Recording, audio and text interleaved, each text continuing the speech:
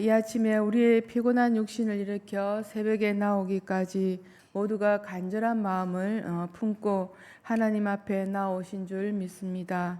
각자 마음의 간절함을 품고 이 시간 올려드리는 기도, 나의 기도, 그 기도에 담긴 나의 목소리를 들어보셨는지요? 그 기도 소리에 어떤 마음이 하나님께 나아가고 있는지, 시간이 흐를수록 하나님하고 부러지는 소리가 어느새 굳어있던 마음과 생각마저 녹여지게 됩니다. 나의 절박한 상을 누구보다 잘 아시는 하나님이시기에 하나님의 이름을 간절히 불러봅니다. 부르면 부를수록 하나님 앞에는 많은 말들이 필요 없음을 깨닫게 됩니다. 오늘 누구보다 절박하고 절실하여 하나님께 노래하는 사람이 있습니다. 그는 이세 여덟 아들 중에 막내로 태어났고 들에 나가 양들을 돌보면서 형들의 심부름도 하고 목동으로 지냈습니다. 양치기로 살던 어느 날 하나님으로부터 택감을 받고 또 선지자 사무엘을 통해서 왕이 되도록 기름 부음을 받은 자입니다. 성경 인물 중에 하나님의 마음이 합한 자라고 인정받았던 유일한 사람으로 극진한 사랑을 받은 자라는 이름을 가진 바로 다윗입니다. 이스라엘 전체를 다스리는 왕이 된 다윗은 지금 생명의 위협을 당하며 끊임없이 계속되는 증오를 경험하고 있습니다. 그렇게 진실하고 순결한 사랑을 나누었던 요나단이 있는가 하면 자신의 목숨을 위협하고 왕의 자리를 빼앗기까지 아버지 다윗에게 칼을 겨누는 아들 압살롬을 향해 마음이 다 들어가기도 합니다. 들의 양을 치는 목동에서 하나님 앞에 기름 부음 받은 한나라를 다스리는 왕의 자리에 오르기까지 그가 겪었던 수많은 일들 속에 또 자신을 공격하는 자들 향한 마음이 어느새 하나님을 향해 부르짖고 있습니다. 원수들의 번영과 부유함에 비하면 자신의 처지는 너무나 비참한 사실을 보게 됩니다. 그런 다윗은 자신을 가리켜 가난하고 슬픈 자라고 지금 탄식하고 있습니다. 다시 억제할 수 없는 강포에 쌓여 저주와 복수를 내쏟는 자들의 격분과 복받치는 감정을 버리려고 얼마나 애쓰는가를 말씀을 통해 알 수 있습니다. 다윗은 자신을 스스로 가난한 자라고 하나님께 고하고 있습니다. 자신이 처한 환경이 가난하다고 하나님께 절규하고 있습니다. 오늘 다윗처럼 지금 나의 환경의 처지가 하나님 오직 나는 가난하고 슬프오니 하고 처절한 마음으로 심령으로 깊은 곳에서 부르짖고 있으십니까? 다윗처럼 아니면 우리가 지금 하나님께 나아가고 가난하다고 아뢰어서 그 가난함이 이 사람보다 더할 것은 없을 것입니다. 어쩌면 예수 그리스도께서 이 시상의 많은 사람들 중에 가장 가난했던 사람이 아닌가 합니다. 그는 태어날 때 말구유에 태어났을 뿐만 아니라 그의 공생의 기간 동안 머리 둘 곳이 없고 마땅히 거처할 장소도 없는 그런 삶을 살았던 사람입니다. 그러나 하나님께서는 그를 가난한 자 예수님을 들어서 모든 정사와 권세 위에 뛰어나게 높여주셨습니다. 사람이 어떨 때 가장 가난해집니까? 물질이 있어 가난한 자는 그래도 희망이 있습니다.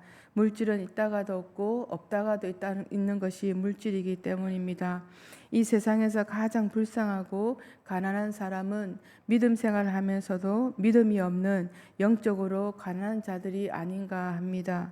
예수를 믿기는 믿으나 예수가 없는 삶을 살고 교회를 나오나 진실한 마음으로 드리지 못하는 예배의 자리에 있습니다. 전능하사 천지를 만드신 하나님을 내가 고백함에도 불구하고 여전히 내 자신이 중심이 되어 살아갑니다. 하나님이 있을 자리 어느새 세상의 모양으로 나 자신이 꽉 차 있습니다. 살기는 하나 여전히 내 안에는 기쁨과 또 평안도 없는 삶을 살고 있습니다. 그런 나로 살고 있어 이웃으로부터 형제로부터 가난한 자로 보여지고 있는지 아닌지 잘 모르겠습니다. 다윗은 자신이 처한 상황 속에서 가난이 찾아왔음을 알고 하나님께 부르짖습니다. 다윗은 자신이 처한 상황은 상하고 겸손한 마음으로 하나님께 올려드리고 있습니다. 한 사람이 있습니다. 꿈 많은 마음을 가지고 결혼을 하였으나 결혼에 뜻하지 않는 빚 보증에 또 날마다 빚 갚는 일에 전력을 다합니다. 신혼생활도 뒤로하고 뜻하지 않게 온몸에 로마티스 관절염이 오고 또 그렇게 살아보려고 애쓰나 손에 움켜쥐고 있는 모든 것이 빠져나갑니다. 함께 사는 남편 또한 의지할 대상이 아님을 깨닫게 됩니다. 잡으면 잡을수록 빠져나가는 것이 뼛속 깊이 깨닫게 되어집니다. 그는 고백합니다. 하나님, 얼마나 하나님께 엎드려야 이 일이 끝나겠습니까? 라고 절규하게 됩니다.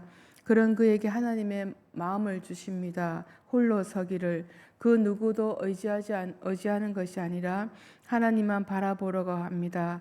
한 자락이 실오라기 같던 희망과 기대 또한 어느새 날아가 버립니다. 세상에 바라보고 의지할 대상이 우리 주변에 많이 있으십니까? 시편 146편 3절에는 방백들을 의지하지 말며 도울 힘이 없는 인생을 의지하지 말라고 우리들에게 말씀하고 있습니다. 이방인의 책을 쓴 칼리 지브라는 그렇게 말합니다. 부부 사이에도 하늘 바람이 지나가게 하라고 합니다. 서로가 서로를 의지할 때 한쪽이 넘어지면 또 다른 한쪽도 함께 넘어지기 때문에 그 사이에 하나님이 지나다니시게 하라는 것입니다. 부부마저도 의지할 대상이 아니라 우리가 의지하고 믿고 바라봐야 될 대상은 오늘 다윗이 절규하듯이 부른 하나님이시라는 것입니다. 어떠한 상황에 놓여 있으십니까? 하나님의 이름을 부르는 자의 손을 놓지 않는 분이 바로 우리를 구원하여 주시는 하나님 아버지에 있습니다. 다윗은 자신이 처한 상황 가운데서도 걱정하며 떨던 때를 회상하는 것이 아닙니다. 그 와중에도 다윗은 무엇을 붙들었습니까? 다윗은 자신을 구원하시는 하나님을 향해 구원에 대한 신념을 가지고 기쁨에 차서 승리의 나팔을 힘껏 불었던 것입니다. 다윗은 언제나 어떠한 환경에서 하나님의 은혜를 기억하고 진실된 찬양을 드리겠다고 오늘 본문 30절에서 말씀하고 있습니다. 우리 본문 30절을 함께 읽어보겠습니다. 시작. 내가 노래로 하나님의 이름을 찬송하며 감사함으로 하나님을 강대하시다 하리니. 아멘. 다윗은 하나님께 찬양을 드리는 순간에도 여전히 악인들이 핍박을 당하고 있는 상이었습니다. 그러나 믿음의 눈을 통하여 하나님께서 자신을 구원하시는 확신을 가질 수 있었던 것입니다. 지금 우리가 하나님께 올려드리는 찬양의 제목이 있으십니까? 우리의 입술에서 어떤 마음에서 어떠한 찬양이 흘러나오십니까? 찬양조차 할 수 없는 상황 가운데 놓여 있으십니까? 사람들이 나를 환난 가운데 몰아넣고 뜻하지 않은 상황 가운데 나를 넘어지게 하는 것들이 몰려오고 있습니까? 그런 자에게 하나님은 말씀하십니다. 요한복음 14장 1절 말씀에 너희는 마음에 근심하지 말라. 하나님을 믿으니 또 나를 믿으라고 우리들에게 말씀해 주고 계십니다. 말씀으로 우리에게 오셔서 우리에게 하나님을 믿고 따르라고 말씀하십니다. 그리고 바라보라고 또 하십니다. 나를 창조하시고 나를 지으신 하나님은 고난 가운데도 부르는 찬송이 기쁨의 찬송으로 우리를 바꿔주시는 분이십니다. 다시 고난 가운데서 자신을 무너뜨리는 원수들이 밤낮을 가리지 않고 공격해도 어렵고 답답하여 견딜 수 없을 때라도 그는 하나님의 손을 놓지 않았습니다. 어쩌면 다윗이 하나님의 손을 놓지 않았던 것이 아니라 그를 택하고 기름 부으신 하나님께서 그의 손을 놓지 않고 붙들고 계셨던 것일 거라고 믿습니다. 다윗은 고백합니다. 하나님 앞에 가난하고 슬픈 자신을 알게 되었을 때 그는 전적으로 하나님의 도우심을 간구합니다. 그 속에서 그가 지금 드릴 수 있는 것은 감사의 찬양뿐임을 알게 됩니다. 하나님의 손에 붙들림 받은 다윗의 고백을 통해 하나님은 영광을 받으셨습니다. 택한 백성의 기도와 간구에 하나님은 들으시고 기쁨의 노래로 기쁨의 찬양으로 부르게 해 주셨습니다. 오늘 본문 31절 말씀 우리 함께 또 읽어보겠습니다. 시작. 이것이 소 곧 뿔과 굽이 있는 항소를 드림보다 여호와를 더욱 기쁘시게 함이 될 것이라. 아멘. 뿔과 굽이 있는 항소라는 말을 통해서 다윗이 나타내고 있는 것은 이 소가 가장 좋은 선택 중에 하나라는 것을 의미하고 있습니다. 하나님 앞에 드릴 것이 없어 고민하십니까? 다시 뜻하는 개념은 아무리 희생제물이 값있고 귀하다 하더라도 그가 드릴 수 있었던 희생 가운데 감사만큼 하나님을 더욱 기쁘시게 할 수 있는 것은 없다고 지금 말하고 있습니다. 현재나 과거의 가장 값지고 화려한 제물보다도 겸손과 감사의 찬양이 하나님을 더욱 기쁘시게 한다는 것을 우리에게 큰 위로가 됩니다. 사랑하는 성도 여러분, 앞으로 우리에게 주어진 삶을 어떻게 아름답고 존귀하게 만들어 가고 싶으십니까? 하나님이 원하시는 삶은 우리 마음 가운데, 우리 생활 가운데서 감사가 있는 삶일 것입니다. 비록 내가 처해 있는 상황이 어렵고 힘들고 또 괴로울지라도 그 속에서 드려지는 감사를 통하여서 하나님은 우리의 삶을 윤택하게 만들어 가실 줄 믿습니다.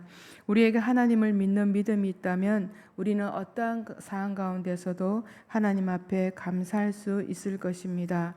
그 감사를 통한 찬양, 마음을 다해 하나님께 올려드릴 수 있을 것입니다. 믿음이 뿌리라면 감사는 믿음의 열매입니다. 믿음이 천국의 문을 열어준 열쇠라면 감사는 지상에서 천국을 경험할 수 있는 삶의 방식입니다. 하나님이 나의 삶의 주인이시고 나를 인도하시고 나를 지켜주시는 분임을 인정한다면 나는 어떤 외적 환경이나 내적 감정의 구애 없이 범사에 내가 믿는 하나님으로 인해 감사할 수 있을 거라고 믿습니다. 지금 우리가 여기 있기까지 하나님의 손길이, 하나님의 눈길이 우리를 향하여 한 번도 머물지 않았던 적이 없음을 고백합니다. 마음의 중심을 하나님께로 향하고 지금 나를 나되게 하신 하나님께 우리 모두가 감사의 찬양을 올려드리는 우리 모두가 되시기를 축복드립니다. 감사의 제목을 찾아 오늘 한날의 삶을 우리 모두가 살아갈 때 하나님은 우리의 손을 결코 놓지 않고 잡고 계심을 믿고 또 우리에게 주어진 삶을 우리 모두가 행복하게 사는 사람으로 승리하는 저와 여러분이 되시기를 간절히 축원드립니다.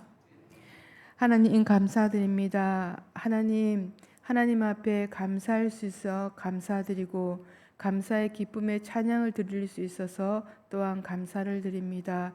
하나님, 오늘도 우리에게 주어진 삶을 살아가겠습니다. 이 한날의 삶을 살아갈 때 하나님께서 우리의 손을 놓지 않음을 믿고 나아갑니다. 하나님, 오늘 한날의 모든 삶이 하나님 앞에 감사를 올려드리는 기쁨의 삶이 되기를 소원합니다. 이제는 우리 주 예수 그리스도의 은혜와 하나님의 사랑과 성령의 교통하심이 오늘 한날의 삶을 통하여 감사의 찬양을 드리기를 원하는 성도님들의 삶의 시간 속에 이제부터 영혼까지 함께 하시기를 간절히 축원드리옵나이다. 아멘. 주님의 이름을 부르며 우리 기도로 나아가겠습니다.